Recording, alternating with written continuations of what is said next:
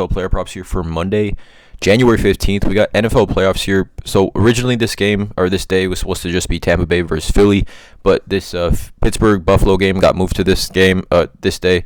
Honestly, kind of staying away from these props. I'll probably have a few in the Discord, but just with the weather going on with this game specifically, and with Buffalo being 10-point favorites here, just a super weird game to bet on. So I'm just going to be making this video on Philly versus Tampa Bay in this one. No A.J. Brown in this one as well, so keep that in mind. Before I get started, guys, take a look in the description below. Hop into our premium Discord. $9.30 per month is where I post all the plays I'm making on PrizePicks. We also have the premium cappers in there as well. They post all their plays, research, and analysis. Overall, super positive community in there. Everyone is trying to help each other cash. Now, I am recording this video Saturday morning. This is just the only opportunity I'm going to get to record this video, just doing some things. So again, I think one of these lines will probably end up moving, maybe both. So I'm going to tell you what I will play both of these plays up to. But again, I'm not a financial advisor. It's not gambling advice. It's simply just plays I'm personally looking at making. Hopefully give you guys some insight and analysis to make your own player prop decisions here. Again, no one's pressing submit on those parlays other than yourselves. But let's get right into it, you guys. I got two player props that I am targeting from this against essentially Tampa Bay versus Philly game. Let's not waste any time. Let's get right into it. So the first play that I'm targeting is going to be Chris Godwin over 5 receptions. I would play this up to 5.5, just right off the bat here at 5 receptions for Chris Godwin.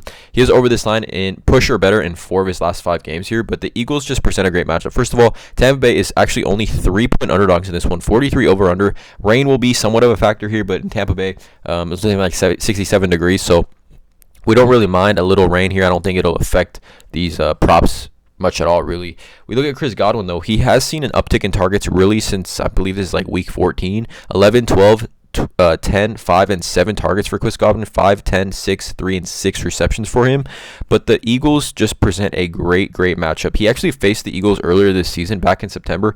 He only had 5 targets and 3 catches. And in this one, let's take a deeper dive on this one specifically. Not really sure what was going on. Baker Mayfield only threw the ball 25 times here. Obviously, Philly looking to drain the clock, kind of running the ball. But Tampa Bay's defense, as far as stopping the run, has gotten much better. I mean, we talk about Mike Evans only had 5 receptions on 10 targets, so things have kind of changed the way their offensive scheme has been working, and they've been getting Chris Godwin more involved, and honestly, it's one of the reasons why the Bucs made the playoffs, in my opinion.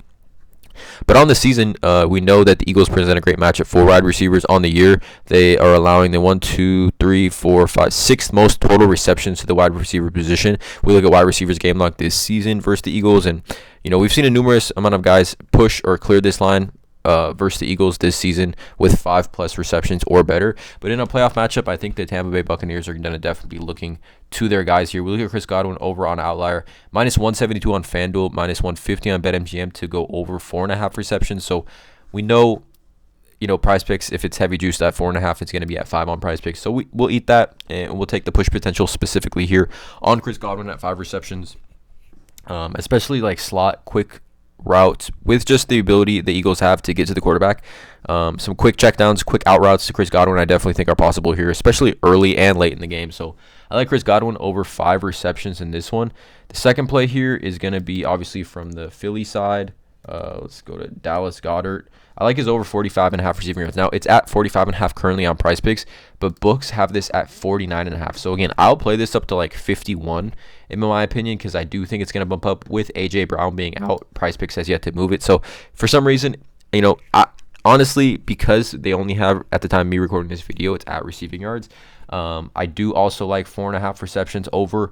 I would maybe even play reception targets as well. I do just love me some Dallas Goedert in this matchup versus the Tampa Bay Bucs, who have just been getting thrashed by tight ends over the in the course of the season. They give up the most targets to the tight end position, easily the most, 151.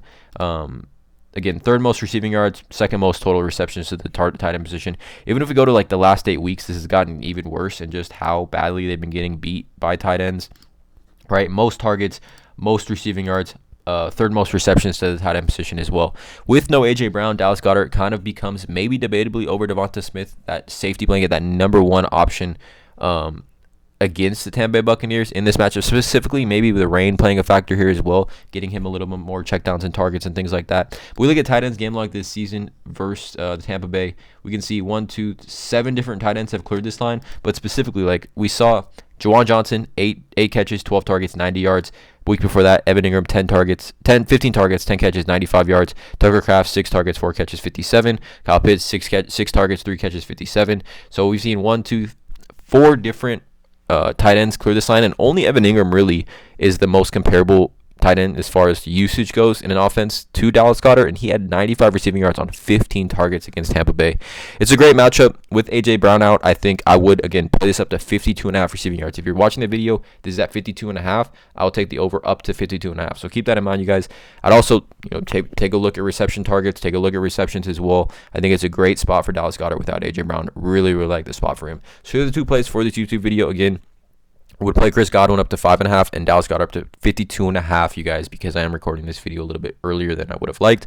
Let me know in the comments below how you feel about these two. Drop a like, hit that subscribe button, and as always, let's cash.